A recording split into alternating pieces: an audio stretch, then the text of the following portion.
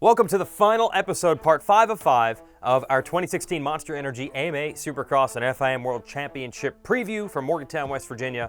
Racer X bringing it to you, Jason Weigandt, Steve Matthes, Jason Thomas, and we'll have David Pingree with us in just a bit. This is the wild cards. We've kind of categorized a lot of the riders. You know that, say, Ryan Dungey's champ and will be good. We know there's rookies. It's hard to figure out where to categorize them. Then you have this group. They've been there for a while, but you just don't know exactly where to categorize them. Will they get better this year? Will they stay the same? Will they go back? We're going to talk about 5 of them specifically. Weston Peick, Broc Tickle, Andrew Short, Justin Brayton, and Wil Hahn. That's kind of that middle of the order. Where will they fit in? And I'm going to start it with Weston Peick. The guy's trajectory has been almost literally out of this world. Like, here's the atmosphere, and he's headed on rocket boosters all the way out. There are charts. He's off those charts. Atmosphere, he's out of this world. Can he top himself again this year, Steve? Man, I don't know. Last year was pretty good, but we've been saying that for years. Can he top himself? And then he goes and does it. Yeah. I don't think he can win a race. I think he'll need some injuries to have that happen. But can he get third? Absolutely. I think third place is in his sights. Can he be third to sixth every week? Yes. Weston Peick could be third to sixth every week, and that's phenomenal. And great job by him. I think he needs to work a little bit on his fitness. But yeah, it's an amazing story, JT, and you know it better than anybody. Yeah, it's been incredible. We said it very well. It's just been unbelievable what he's been able to do in the past few years. I don't think he's going to win a race in 2016. I do think he leads a race in 2016. I just think his effort level is a bit too high to run that lead pace at the moment. If he can find in the next year, 2 years, a way to bring that down to where he can ride comfortably at that pace that Dungey and Roczen are able to hold, then I think he can win a race. But at the moment, from what I've seen, he's just not quite there yet. So I do expect him to be on the podium at times. I do expect him to lead. I just think he's going to have to back it down a little bit and settle in for that second, third, fourth spot. Let me ask you this first, JT. If there's a credit pie, and Weston Peick works with Buddy Antunez, and he's really done well with Buddy, and they've worked well.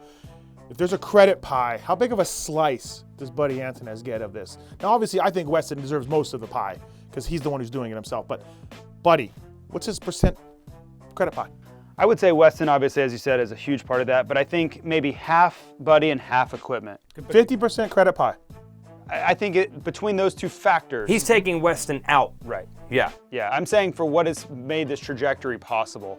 Because everybody's trying hard. It's not like Weston has monopolized hard work. You know, that's not the case. So I think better equipment has gotten him good starts and let him rise to his potential, and Buddy has taught him the techniques that he lacked in Supercross to also progress. Yeah, back in the day when you really knew Weston Peick before most people did, it's not like you were out there saying, I can see the talent and skills of this guy to go to the top of Supercross. No, he was basically willing himself through every section. Even now, you watch him sometimes and he's just casing jumps and he just doesn't care. He's going anyway, which I think equipment has helped him get away with some of that recklessness at times. But Buddy has smoothed him out, kind of softened the edges a bit, and basically built a better racer. Okay, so that's Weston Peick. Out of this group, he's the hardest to categorize because we know where he is now, but there's that potential of going much higher. And the next 2 riders we're going to talk about, you kind of know what you're getting with them. You have Justin Brayton and Andrew Short. They're both teammates on the BTOsports.com KTM team. You love Andrew Short, and I'm just going to give you the floor to talk about the 29. You guys have both heard me go on about Andrew Short over the years. He's retiring. He's already announced this is his last season. Yep. And, you know, he's probably going to miss the first few races due to a collarbone injury that he suffered a few weeks ago. And then when he gets back, he might start a little slow. And maybe some of you and the fans will be going, Andrew Short, he's done, he's washed up. Well, give this guy some due, people. I mean, he's been a tremendous rider for year in and year out. Top 3 in the points, I think 2 or 3 times. He's won a race. He's everything you want in a rider on and off the track. He treats fans with respect. He treats sponsors with respect. He's a great test rider. He's all in on the team. And I just think Andrew Short, like, after all these years, like, we just need to wave the Andrew Short flag. Like, we love you, Andrew. God bless you. He does have that race win, so you can never say they didn't break through and get the, okay, I get the point. Is Shorty at that point now, though? We mentioned when we were talking about Reed and Stewart, about getting older and not taking those risks. He's actually been a risk taker and is willing to take jumps that he admits scares him. Is he still going to do that, especially now that he's even coming off an injury? I'm a little worried about that part. I think he'll be fine. I've never pictured Andrew as the guy that's just hanging it out. He's always ridden within himself. Yeah. And as his comfort level rises, so does his pace. and I don't see that changing. I think that's the problem, is that if the comfort level comes down, then the pace comes down. So those have to work in unison to go up and down. The problem is will the injury put him in a place where he's not comfortable with that high level, which we saw from him last year, running up front, hole-shotting races. That'll be the interesting thing to me, because now the end is finite. He knows when this thing is coming to an end. Before, it was kind of like, yeah, maybe another year, maybe another 2 years, so I'm going to keep pushing the envelope, get another contract, that kind of thing. Right. But now it's kind of, hey, safety is the priority, which is never really conducive for high-end racing. Yeah. Now there's Justin Brayton, who really had a bad season last year. He was real strong. That's my guy. Yeah. But my guy needs to have a little comeback here. 2014 showed great speed on the JGR Yamaha. Last year came in hurt, got hurt again. We didn't really see much from him in Supercross. Now, you talked to him just recently. He had a great tour through Europe, and he said he feels 10 times better than he did at this point a year ago. Well, he's dominating Europe. 3 races attended in Europe, 3 wins. Yep. He looks good. He looks happy. I asked him about the bike. I know he himself wasn't that pumped on the bike last year. He says he barely touched it. His testing is good. He's in a good place, Justin Brayton is mentally. I look for him to rebound. I don't think he can win a race, JT, but I think he can be there. Question for you guys, though, and Justin posed this to me one time when we were probably eating baguettes. How many 450 podiums do you think Justin Brayton has in his career? I would say somewhere around 7. It just seems like a round number. What do you think? Yeah, I'm going to go with that half dozen, 7. Okay, I said 6 or 7. He says 12. He's like, again, people don't realize 12 podiums for Justin Brayton in 450 Supercrosses, as well as 450 heat race wins. And in some ways, in some ways, 450 heat race wins are, almost as impressive as a podium in the main event, because you're coming out. Yes, the field is divided in half, but that says something right there that you can do that. So Justin Brayton, I think he's going to do better this year. I really do. Yeah, I think so as well. He dealt with a lot of injuries last year. He really never got any momentum going. He came in a bit hurt, then hurt himself early. So yeah, he's got, everything he lacked last year. The bike is better, momentum's better, he's more comfortable, he's got confidence. So shoot, we watched 2 years ago him come out and almost win the second race of the year, and he was a real threat at that time. So there's no reason he can't be the same guy. All right, so the BTO Sports guys, you kind of know what you're going to get. I'm a little worried about Brayton, only because even if he gets back to the speed that he had in 14, there's a lot of guys in these last 2 years who have come in. Last year's rookie class was good. This year's rookie class is good. Pike's gotten a lot better. So even that level of speed, it'd be hard to say if he'll be exactly where he was at that point 2 years ago. Now, Peick, on the other hand, there's almost no stopping this freight train. We have the graphic here. A couple years ago, he was borderline main event guy. I literally remember the AMA having meetings and saying, if you are battling someone and you're both being lapped, don't pass the dude when he's pulling over for the leader. And they pretty much said that to Peick, because Peick was always getting lapped late in the races.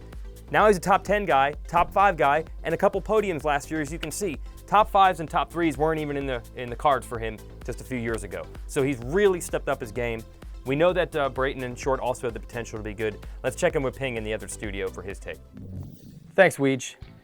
Now, as far as Short and Brayton go, couldn't be a couple of nicer guys in the pits, right? Fan favorites. Shorty was a teammate of mine at Moto World Suzuki, and we had a great time together. Brayton's been a friend of mine through a mutual friend. I've gotten to know him pretty well, and just solid guys. I think both of them are going to have great seasons, and I hope Shorty's is good. My last year of racing, I kind of knew it was coming, and I called it quits before I even got to the next season. So I hope he has a good year and is able to get through it healthy, clean, and put some good finishes up. Now, as far as Weston Peick is concerned, again, I'm as impressed as anybody at his trajectory towards the top.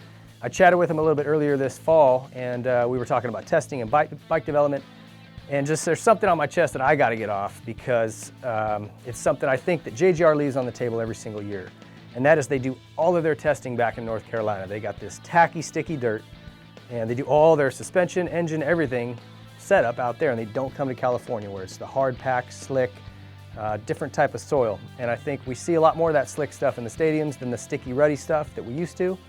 And I feel like they leave something on the table in terms of setup, especially at the opening rounds out west. So Weston said they have no plans of doing that. He couldn't find anyone to come out and test with them on the west, and I think that's a mistake. All right, let's head over to the board for some hard-hitting analysis. Now, what you need to see is that California, way out here, way over here on the west coast. North Carolina, on the other hand, very far to the east, wide set. Very difficult to get your hands around that, okay? So you gotta make sure you get out to California and get your testing in, like every other race team, on the hard pack, okay? And get a grip on that. I hope those guys can come to terms with it. Great luck to all those guys this year. Weege, back to you in the studio. All right, thanks, Ping. I was glad he was able to get those things off his chest that he wanted to talk about there with the testing, getting the feel for the different types of soils. Let's move on to Broc Tickle and Wil Hahn. Tickle is as solid as they come, and we will actually prove it with this graphic here. 2014, 2015, he only missed a top 10 in 4 races.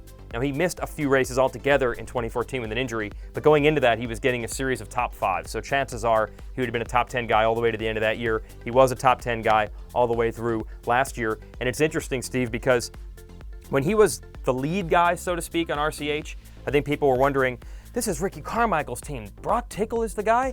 He's the same guy, but now that they also have Ken Roczen, now you see the plan. He is the perfect compliment to having Ken Roczen on the team. He's always putting that bike in a solid position. He really is. He reminds me of a Jake Weimer or Nick Way going further back as that second guy on a team.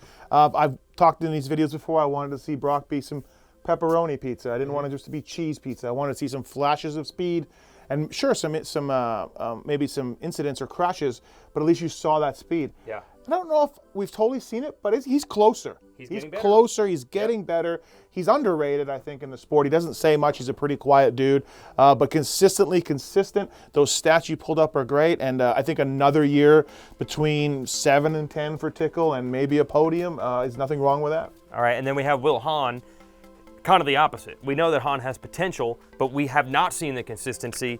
And last year was the worst case scenario of all. He got hurt in practice and missed all of Supercross. There is no one that has their back up against the wall. We said that maybe Dean Wilson's in the danger zone, but we've seen what Wilson's capable of. We literally haven't even seen Hahn on the racetrack pretty much at all. This is a really tough situation for him. Yeah, last year was a heartbreaker. That was the second time in his career he's knocked himself out of the season at Anaheim 1. Yes. So, Yep. Of course, the key is going to be get through practice in Anaheim 1, and then it's gravy from there, right? Right. But poor Wil. I mean, he's such a good guy. You want to cheer for him. He says the right thing, does the right things. You just want to see the guy find some success and stay healthy. So we all know this is a make or break deal for him. With the guys that continually are moving up, Cooper Webbs are coming. That next class is coming. So he's really got to go out there and make a name for himself. It's going to be a tough job. This class is very deep and very talented. But he's on the right team. He's partnered next to Eli Tomac. He's got arguably the best equipment on the track. So it's really the ball is in his court. He should come in at 100%. It's up to him at this point. What I worry about though, JT, these are big injuries compounding on big injuries. Upper arm injuries are much worse than lower arm injuries, broken backs and shoulders and all that. I mean, is there a point where you can't bounce back physically, or is it really just upstairs if you put in the effort, you can be there? Well, I think what I've learned from injuries is every injury is different and every person responds to injuries differently. Take a guy like Trey Kennard. It doesn't seem like he's ever broken a bone in his life, So it's hard to apply one mentality to every rider because they all come back and they all are willing to take chances differently. So if Wil, he's a former 250 Supercross champion, so he has the ability to do well. It's just he needs to put everything together, stay healthy, get the results. It's a tough task, but it's one he's faced with. All right, Wil Hahn, good guy, great guy, we love him. The question is just the health. That's what it comes down to, right? That's it, man. If he can finish top 10 in the points, that's a win for him. Yeah, and if he finishes in the top 10, it would be much like Tickle. They're relying on Eli Tomac to try to win the championship for that team. If Hahn is just a solid guy in that 5 to 10 range, that's what they're looking for that role. He could maybe be a part of that team for a long time in the future. Certainly would be good for him, but it's the same thing every year. We've got like 18 guys we expect to be in the top 10, and there's a lot of wives, girlfriends, and moms that are going to tweet us right now saying we left their rider out of the shows. Yeah, guys like Kyle Chisholm, Jake Weimer, Nick Way, if he races, plenty of guys I'm sure we're forgetting. Yep. They're great riders, and good luck. Yeah, we'll see them at the races and see you. All the races are live on Fox Sports this year. Go to supercrosslive.com for more info. And don't forget, part of the new venues this year, not a new city. We're basically going to Phoenix again. But we're also going to move it from downtown Phoenix to Glendale, Arizona, a really cool stadium there that's hosted Super Bowls before. Maybe by then Andrew Short will be back racing. I'm looking forward to Brayton. You're looking forward to him. He's the one that saw Peick in the early days. And you probably got some favorites too. See them at the races. We'll see you there as well.